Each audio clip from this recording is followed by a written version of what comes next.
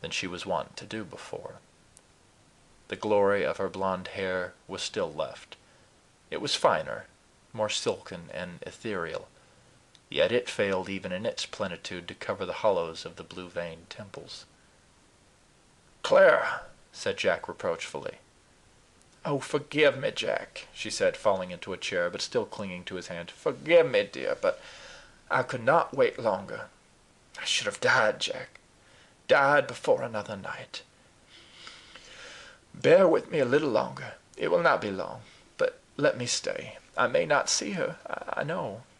I shall not speak to her, but it's so sweet to feel that I'm at least near her, that I breathe the same air with my darling.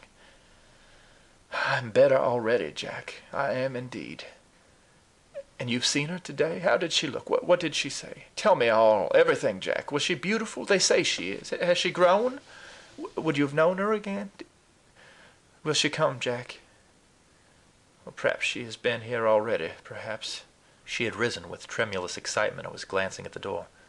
"Perhaps she is here now. Why don't you speak, Jack? Tell me all."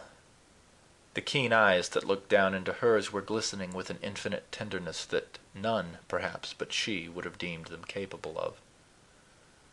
"Clara," he said gently and cheerily, "try and compose yourself. You are trembling now with the fatigue and excitement of your journey. I have seen Carrie. She is well and beautiful. Let that suffice you now." His gentle firmness composed and calmed her now, as it had often done before. Stroking her thin hand, he said after a pause, "Did Carrie ever write to you?" "Twice, thanking me for some presents. They were only schoolgirl letters," she added, nervously answering the interrogation of his eyes. "Did she ever know of your own troubles, of your poverty, of the sacrifices you made to pay her bills, of your pawning your clothes and jewels, of your—" "No, no," interrupted the woman quickly. "No, how could she? I have no enemy cruel enough to tell her that." "But if she, or if Mrs. Tretherick had heard of it, if Carrie thought you were poor and unable to support her properly, it might influence her decision. Young girls are fond of the position that wealth can give. She may have rich friends, maybe a lover." Mrs. Starbottle winced at the last sentence. "But," she said eagerly, grasping Jack's hand, "when you found me sick and helpless at Sacramento, when you—oh, God bless you for it, Jack—offered to help me to the East, you said you knew of something. You had some plan that would make me and Carrie independent." "Yes," said Jack hastily, "but I want you to get strong and well first. And now that you are calmer, you shall listen to my visit to the school." It was then that Mr. Jack Prince proceeded to describe the interview already recorded, with a singular felicity and discretion that shames my own account of that proceeding. Without suppressing a single fact, without omitting a word or detail, he yet managed to throw a poetic veil over that prosaic episode, to invest the heroine with a romantic roseate atmosphere, which, though not perhaps entirely imaginary, still, I fear, exhibited that genius which 10 years ago had made the columns of the Fiddletown Avalanche at once fascinating and instructive. It was not until he saw the heightened color and heard the quick breathing of his eager listener that he felt a pang of self-reproach. "God help her and forgive me," he muttered between his clenched teeth, "but how can I tell her all now?"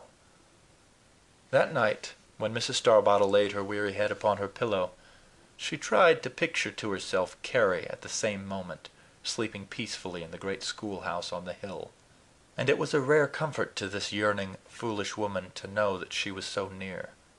But at this moment Carrie was sitting on the edge of her bed, half undressed, pouting her pretty lips and twisting her long leonine locks between her fingers, as Miss Kate Van Corlear, dramatically wrapped in a long white counterpane, her black eyes sparkling, and her thoroughbred nose thrown high in air, stood over her like a wrathful and indignant ghost.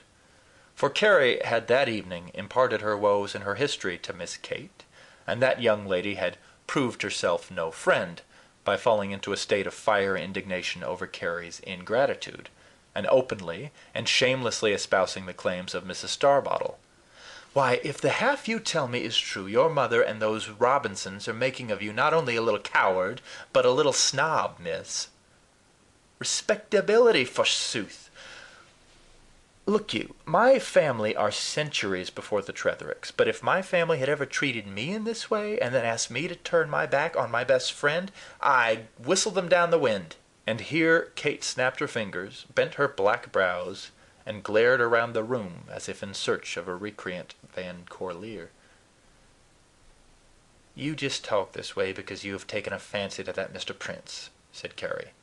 In the debasing slang of the period, that had even found its way into the virgin cloisters of the Crammer Institute, Miss Kate, as she afterward expressed it, instantly "went for her."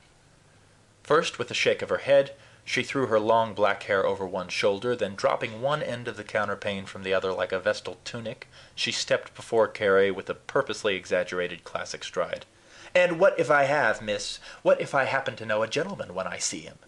What if I happen to know that among 1,000 such traditional, conventional, feeble editions of their grandfathers as Mr. Harry Robinson, you cannot find one original, independent, individualized gentleman like your prince? Go to bed, miss, and pray to heaven that he may be your prince indeed. Ask to have a contrite and grateful heart, and thank the Lord in particular for having sent you such a friend as Kate Van Corlear." Yet after an imposing dramatic exit, she reappeared the next moment as a straight white flash, kissed Carrie between the brows, and was gone. The next day was a weary one to Jack Prince. He was convinced in his mind that Carrie would not come, yet to keep this consciousness from Mrs. Starbottle, to meet her simple hopefulness with an equal degree of apparent faith, was a hard and difficult task. He would have tried to divert her mind by taking her on a long drive, but she was fearful that Carrie might come during her absence, and her strength, he was obliged to admit, had failed greatly. As he looked into her large and awe-inspiring clear eyes, a something he tried to keep from his mind, to put off day by day from contemplation, kept asserting itself directly to his inner consciousness. He began to doubt the expediency and wisdom of his management. He recalled every incident of his interview with Carrie, and half believed that its failure was due to himself. Yet Mrs. Starbottle was very patient and confident. Her very confidence shook his faith in his own judgment.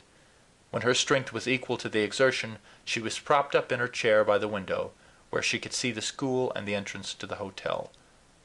In the intervals she would elaborate pleasant plans for the future, and would sketch a country home. She had taken a strange fancy, as it seemed to Prince, to the present location. But it was notable that the future, always thus outlined, was one of quiet and repose. She believed she would get well soon. In fact, she thought she was now much better than she had been. But it might be long before she should be quite strong again. She would whisper on in this way until Jack would dash madly down into the bar-room, order liquors that he did not drink, light cigars that he did not smoke, talk with men that he did not listen to, and behave generally as our stronger sex is apt to do in periods of delicate trials and perplexity. The day closed with a clouded sky and a bitter, searching wind. With the night fell a few wandering flakes of snow. She was still content and hopeful, and as Jack wheeled her from the window to the fire, she explained to him how that, as the school term was drawing near its close, Carrie was probably kept closely at her lessons during the day, and could only leave the school at night. So she sat up the greater part of the evening, and combed her silken hair, and, as far as her strength would allow, made an undress toilette to receive her guest. "We must not frighten the child, Jack," she said apologetically, and with something of her old coquetry.